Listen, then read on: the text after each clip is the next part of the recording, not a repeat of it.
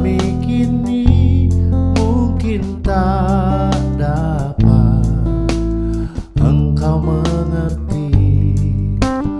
Cobaan yang engkau alami tak melebihi kekuatanmu. Tangan Tuhan sedang merendah suatu karya yang agung mulia.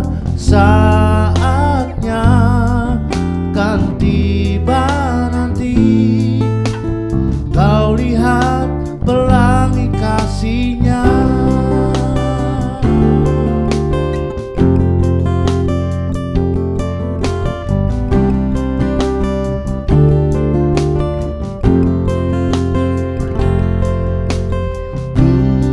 Tuhanmu tak akan memberi ular beracun pada yang minta roti. Satu hal tanamkan di hati, indah semua yang Tuhan beri. Tangan Tuhan sedang merendah suatu karya yang agung mulia. Saatnya kan tiba nanti, kau lihat pelangi kasih-Nya. Tangan Tuhan sedang merendah suatu karya yang agung mulia. Saatnya kan tiba nanti, kau lihat pelangi kasih-Nya. Kau lihat pelangi kasih-Nya.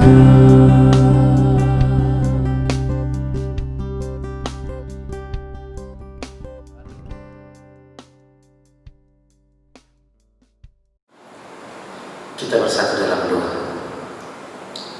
Damai sejahtera dari Allah Bapa yang melampaui segala akal, itulah yang memelihara hati dan pikiranmu sekalian, di dalam nama Yesus Kristus Tuhan kita. Amin. Jemaat yang terkasih, di dalam nama Tuhan kita Yesus Kristus, firman Tuhan untuk kita di minggu ke-12 setelah Trinitatis ini tertulis di dalam kitab Ulangan pasalnya yang ke-18 ayat 9 sampai dengan ayatnya yang ke-14. Beginilah bunyi firman Tuhan. Apabila engkau sudah masuk ke negeri yang diberikan kepadamu oleh Tuhan Allahmu, maka janganlah engkau belajar berlaku sesuai dengan kekejian yang dilakukan bangsa-bangsa itu. Di antaramu janganlah didapati seorang pun yang mempersembahkan anaknya laki-laki atau anaknya perempuan sebagai korban dalam api, ataupun seorang yang telah menjadi petenung, seorang peramal, seorang penelaah, seorang penyihir, seorang pemantra, ataupun seorang yang bertanya kepada arwah atau kepada roh peramal, atau yang meminta petunjuk kepada orang-orang mati. Sebab setiap orang yang melakukan hal-hal ini adalah kekejian bagi Tuhan, dan oleh karena kekejian-kekejian inilah Tuhan Allah menghalau mereka dari hadapanmu. Haruslah engkau hidup dengan tidak bercela di hadapan Tuhan Allah. Sebab bangsa-bangsa yang daerahnya akan kau duduki ini mendengarkan kepada peramal atau petenung, tetapi engkau tidak diizinkan Tuhan Allah melakukan demikian. Demikianlah pembacaan firman Tuhan di minggu hari ini dengan topik menang melawan kuasa kegelapan atau okultisme. Selamat hari Minggu untuk kita semua. Jemaat yang terkasih di dalam nama Tuhan kita Yesus Kristus, jika berbicara tentang kuasa kegelapan atau yang kita kenal dengan okultisme, masalah okultisme memang belakangan ini muncul ke permukaan. Tetapi yang menjadi pertanyaan, apakah ini suatu gejala yang baru atau malah sebaliknya gejala lama yang kambuh?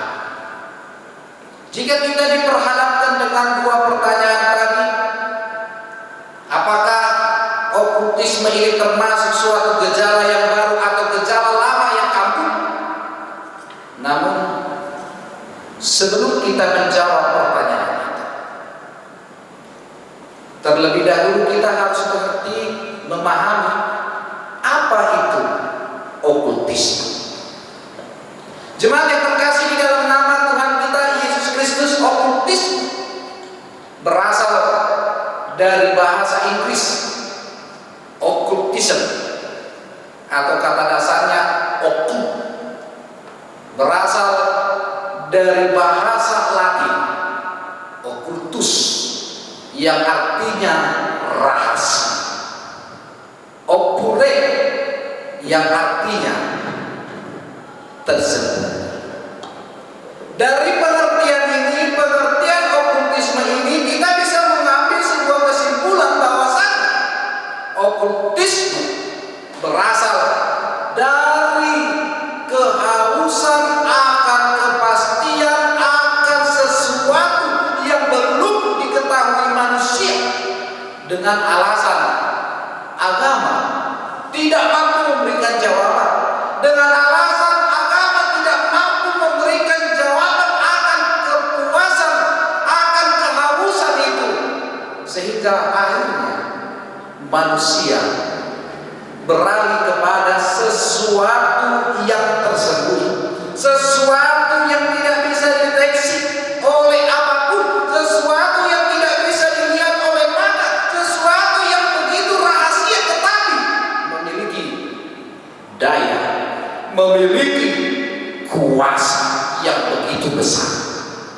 Dan jika itu dilakukan di dalam hidupnya, maka dia akan mendapatkan banyak berkat. Tetapi jika itu dilanggar, jika itu tidak dilakukan, tentu resikonya akan fatal. Mungkin hal inilah yang membuat mengapa hingga sampai zaman saat ini banyak orang yang masih menaruh kepercayaan kepada kuasa kegelapan karena iming-iming mendapatkan berkat, karena ada kehausan akan kepastian akan sesuatu yang belum diketahui dirinya, sehingga dia beralih ke arah mencari sesuatu yang rahasia, tersembunyi, tetapi memiliki daya dan kuasa. Jemaat yang terkasih di dalam nama Tuhan kita Yesus Kristus, manifestasi dari okultisme ini bisa kita lihat terdapat dari 5 keyakinan dan praktek-praktek yang dijalankan oleh manusia.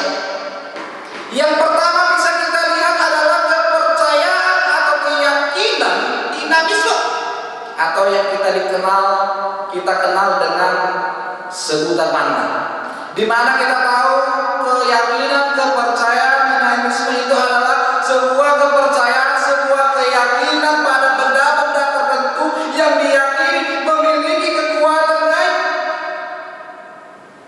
yang bisa mengontrol kehidupan manusia, yang bisa mendatangkan sesuatu yang baik menurut dia. Contohnya mungkin saja keris, mungkin saja batu, ada lagi air, ada lagi minyak, ada lagi darah. Kita bisa lihat di zaman sekarang minyak urapan. Banyak orang berlomba-lomba ke Yerusalem, pulang ke Yerusalem dengan membawa minyak urapan. Dia menganggap, dia menaruh kepercayaan, dia menaruh keyakinan kepada minyak urapan itu, bahwa dia dapat sembuh karena minyak urapan itu. Padahal kenyataannya minyak urapan hanya sebagai alat. Dia disembuhkan melalui iman dan doa. Begitu juga jika kita pernah melihat ada seorang membangun rumah, apalagi orang Batak zaman dahulu, dan sampai sekarang juga masih tetap diterapkan apa yang dilakukan orang Batak zaman dahulu ketika membangun rumah, meletakkan, menanam kepala babi atau menyiram sekeliling rumahnya dengan darah.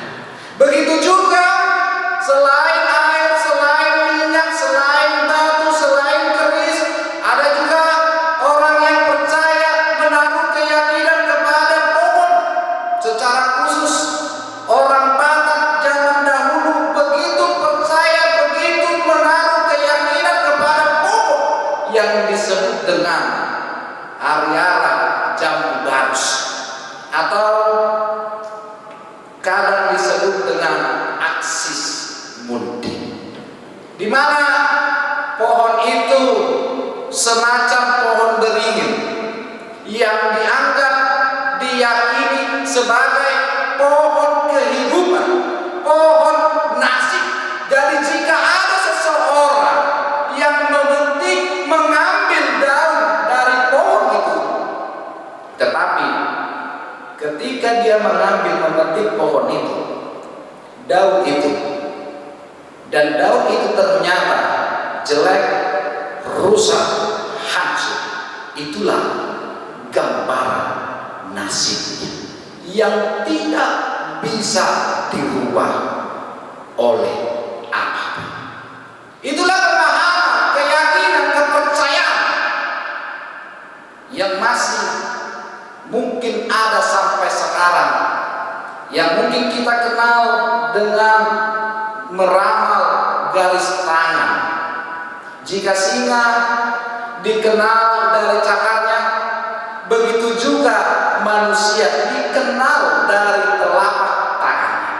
Dan bagi para pelama garis tangan, mereka berpendapat bahwa telapak tangan manusia terdiri dari 4 bagian, 4 garis: garis hati, garis kepala, garis hidup, dan garis nas. Dari keempat hal ini, itulah kehidupan seseorang itu, sehingga apa yang terjadi di dalam hidupnya itu tidak bisa dirubah lagi. Yang kedua, kepercayaan totemisme.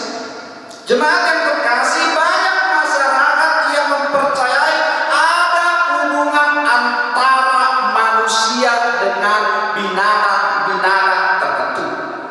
Mungkin saja sejarahnya nenek moyang mereka ada hubungannya dengan binatang-binatang itu. Mungkin pernah menyelamatkan binatang itu, mungkin pernah diselamatkan oleh binatang itu, sehingga ada pertalian, sehingga ada hubungan, sehingga ada ikatan dengan binatang itu, sehingga hal itu diwariskan ke generasi-generasi berikutnya. Begitu juga dengan kita orang Batak. Bagi orang Batak tentu mengenal cicak. Kita mungkin memahami cicak adalah hewan reptil yang bisa merayap di dinding, yang bisa merayap di pohon. Tetapi bagi orang Batak, cicak dipahami sebagai Tuhan yang memberi kemakmuran, yang memberi kesuburan. Itulah yang disebut debata boras patini tano.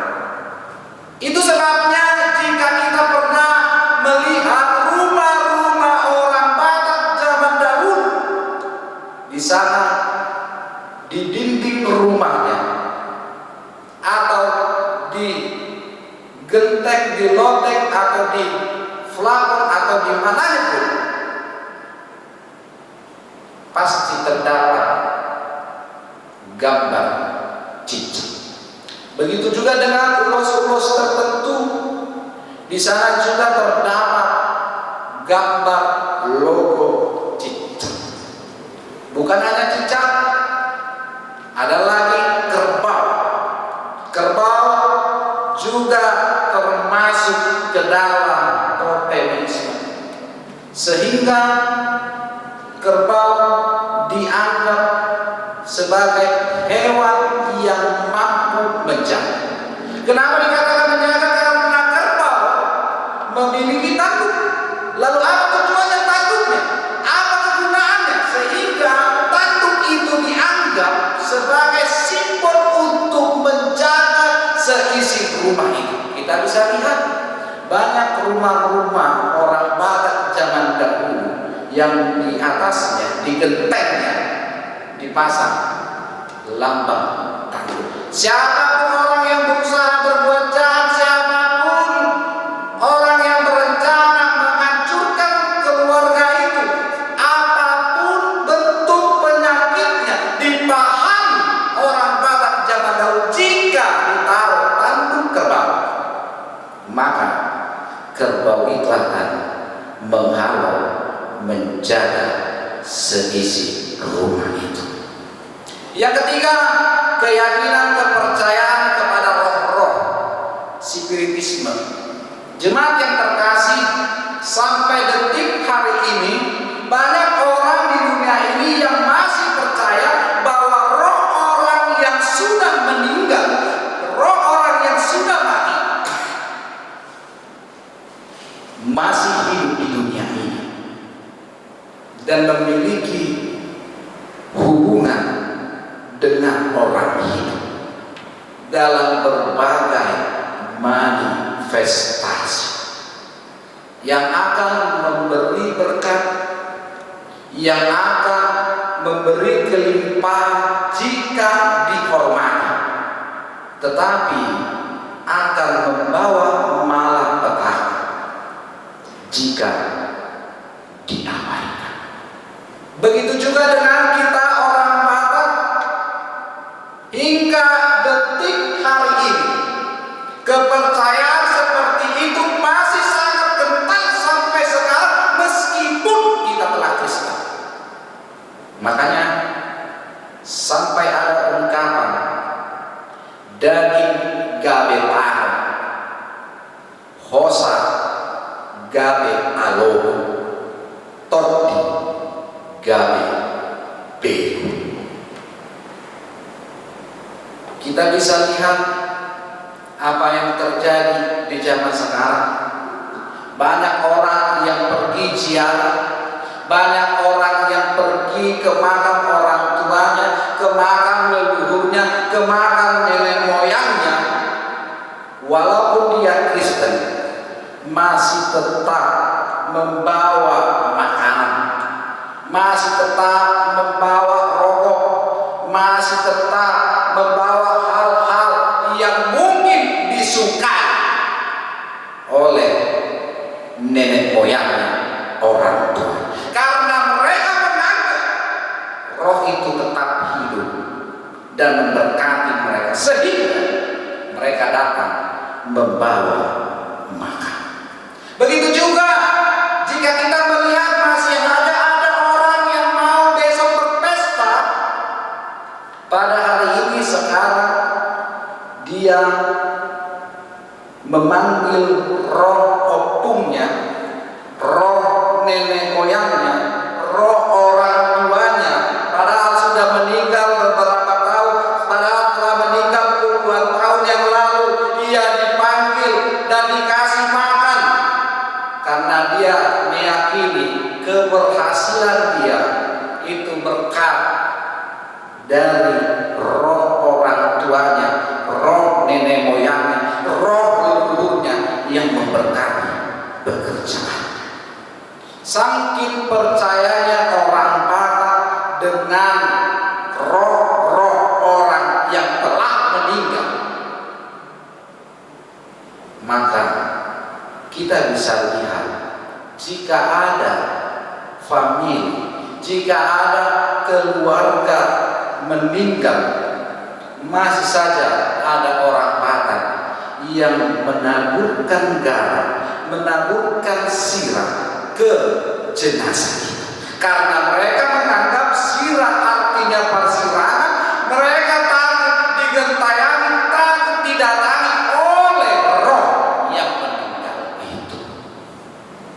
Itulah kepercayaan, keyakinan yang sampai detik hari ini masih sangat kental dan akrab dan diyakini oleh orang Batak meskipun dia telah Kristen. Baru yang ketiga adalah kepercayaan pada larangan-larangan. Ada banyak larangan-larangan di dunia ini, dan banyak orang juga yang mempercayai larangan-larangan ini. Salah satunya misalnya, dulu ada larangan di atas pukul 12 sampai 13 siang, dilarang keluar rumah waktu maghrib, dilarang potong rambut saat hamil, dilarang berbicara tentang orang meninggal. Jika berbicara tentang orang meninggal, jika berbicara tentang orang yang mati, sattali jabur, sattali nagasor. Jika melewati sesuatu tidak boleh, apalagi tempat itu dikatakan angker, harus permisi sattali. Dilarang kedua pasangan laki-laki dan perempuan berjalan bersama, harus terlebih dahulu perempuan di depan dan laki-laki di belakang. Anehnya, walaupun zaman sudah maju, walaupun teknologi sudah berkembang, walaupun kita sudah lama menjadi Kristen dan menerima Injil, masih saja banyak orang beriman yang percaya akan hal itu. Dan terakhir adalah kepercayaan kepada ritualisme atau perhitungan. Ini bisa kita lihat, bisa kita ambil contohnya, misalnya ketika ada upacara pernikahan, terlebih dahulu melakukan upacara menolak hujan, menentukan hari, menentukan bulan, menentukan tahun pernikahan berdasarkan primbon, berdasarkan kecocokan nama untuk menentukan hari, tanggal, bulan, dan tahun pernikahan.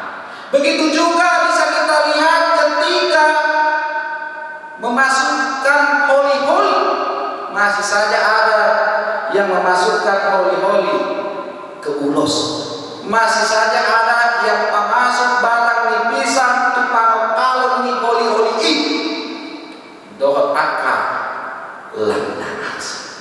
Tentu apa yang dijabarkan tadi Bapak Ibu, tentu masih banyak lain contoh-contoh praktek-praktek okultisme yang pernah kita lihat, yang pernah kita lakukan sadar maupun tidak sadar.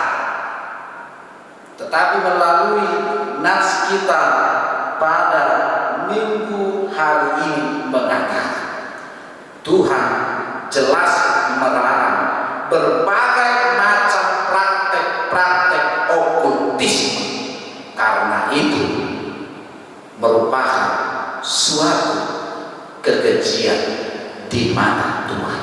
Sebagaimana bangsa Israel yang diingatkan di dalam nas kita di minggu hari ini, diingatkan Tuhan mereka sebelum mereka memasuki tanah Kanaan, tanah perjanjian, tanah yang penuh susu itu, di mana di sana akan banyak tantangan, akan banyak cobaan, akan banyak pergumulan yang akan mereka tanggung, yang akan mereka gumuli, yang datang kepada mereka secara khusus. Di sana, di tanah Kanaan, sudah begitu banyak praktek-praktek okultis yang dilakukan oleh bangsa-bangsa yang mendiami Kanaan terlebih dahulu. Itulah mungkin saja bisa membuat bangsa Israel kembali lagi melakukan penyembahan, kembali lagi percaya kepada peramal-peramal, kembali lagi percaya kepada ramalan-ramalan, kembali percaya kepada dukun-dukun, karena secara tidak langsung mereka dulu pernah juga melakukan hal seperti itu ketika di Mesir. Oleh sebab itu, di sini mereka diingatkan untuk tidak goyah, untuk tetap berserah, untuk tetap mengandalkan Tuhan, untuk tetap setia, untuk tetap dalam pendirian mereka. Dan itu juga yang diharapkan kepada kita. Sejarah mengatakan, Bapak Ibu saudara-saudaraku yang terkasih, kita orang Batak sungguh sangat kenal, sungguh sangat kental, sungguh sangat akrab dengan praktek-praktek okultisme. Dan salah maupun tidak salah, kita pernah melakukan hal itu. Itulah mengapa Tuhan hari ini mengingatkan kepada kita agar kita tidak goyah, agar kita tetap pada pendirian kita, agar kita tetap berserah, berseru, mengandalkan Tuhan, setia kepada Tuhan, terlebih di situasi kita saat ini, di masa new normal saat ini. Walaupun dikatakan kita memasuki masa new normal,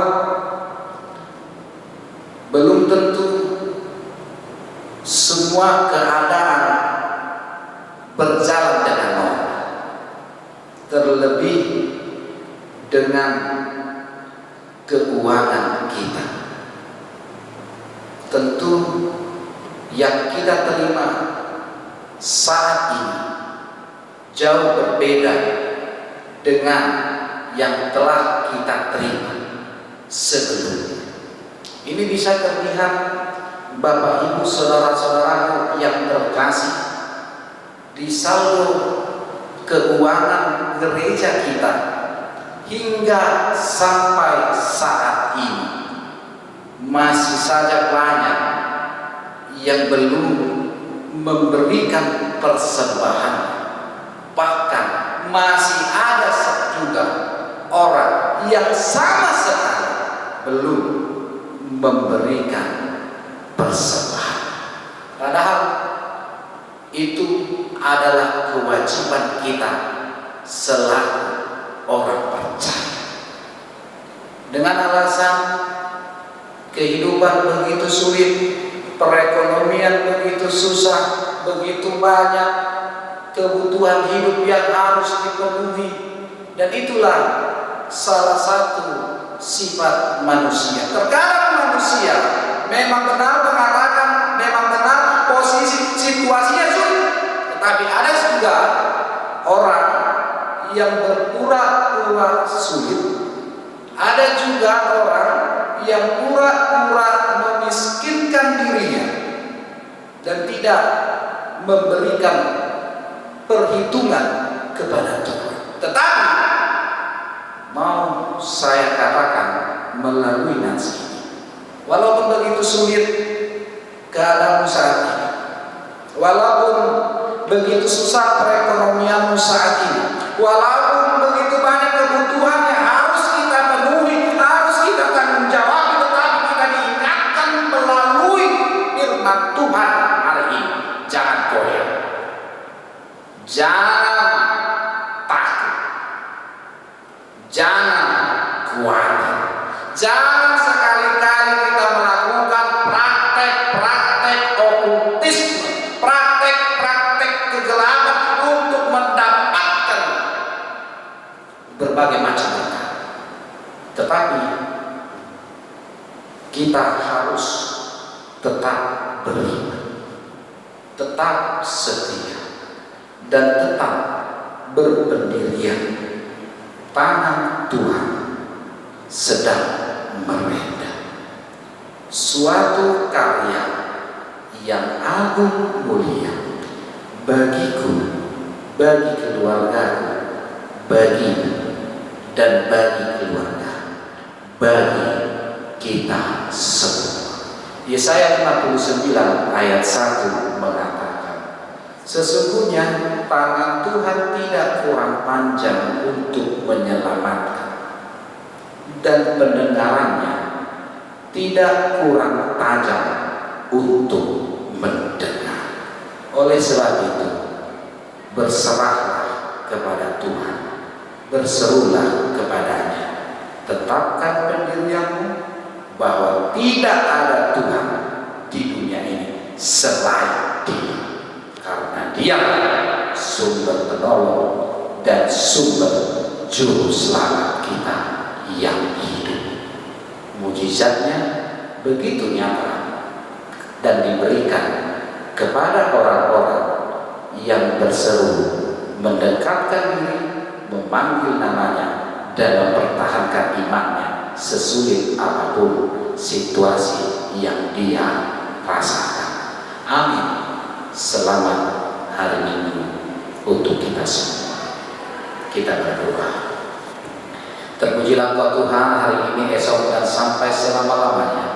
Terima kasih atas karya-Mu yang indah di dalam hidup kami, di mana Engkau masih memberikan hari yang baru untuk kami, sehingga kami pada hari ini telah mendengarkan firman-Mu. Terima kasih juga Tuhan, karena Engkau masih memberikan kepercayaan kepada kami, mempercayai kami, menyertai kami, memberikan kesehatan umur yang panjang, menjauhkan kami dari segala mara bahaya, menjauhkan kami dari segala penyakit, menjauhkan kami dari segala virus, dan begitu banyak berkat-berkat-Mu yang Engkau berikan kepada kami, yang masih bisa kami rasakan dan tidak bisa kami hitung satu persatu. Terima kasih Tuhan. Kiranya Tuhan yang menguatkan kami, mengurapi kami, sehingga kami tahan uji, sehingga kami kuat, sehingga kami bisa menang melawan kuasa-kuasa kegelapan. Karena kami telah Engkau menangkan melalui karya Anak Yesus Kristus, dan Engkau mengharapkan kami supaya kami tidak kembali lagi menjadi budak hamba-hamba dosa dengan melakukan tindakan-tindakan yang Engkau anggap begitu kecil, yang tidak pantas, yang membukakan Engkau Tuhan. Kiranya Engkaulah Tuhan yang memberkati kami, menyertai kami, dan memberkati setiap apa yang kami kerjakan di dalam hidup kami sehari-hari. Memberkati seluruh keluarga kami, anak-anak kami, mulai dari yang belum sekolah sampai yang sudah bekerja. Engkaulah Tuhan yang mengajar kepada mereka, mengajarkan yang terbaik, memberikan apa yang mereka inginkan, hikmat, kebijaksanaan, kepintaran kepada mereka. Dan Engkaulah Tuhan yang tinggal diam di dalam hati mereka melalui Roh, sehingga Roh-Mu yang mengingatkan mereka, membimbing mereka, menjauhkan mereka dari segala orang-orang yang berusaha menghancurkan masa depan mereka, sehingga mereka bisa bertumbuh berkembang menjadi anak-anak yang takut akan Engkau dan anak-anak yang mematuhi, menghormati orang tuanya dan menjadi kebanggaan bagi gereja, bangsa, dan negara kami.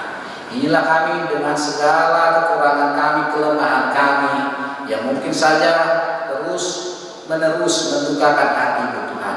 Tapi kami yakin dan percaya bahwa Engkau pasti akan membimbing kami, membentuk kami, memakai kami menjadi alat-Mu di tengah-tengah dunia ini. Walaupun begitu sulit, walaupun begitu susah kehidupan yang kami hadapi beberapa bulan belakangan ini, tapi ketika Engkau bersama kami dan kami bersama Tuhan, semuanya bisa kami lewati dengan baik. Di dalam nama Yesus Kristus kami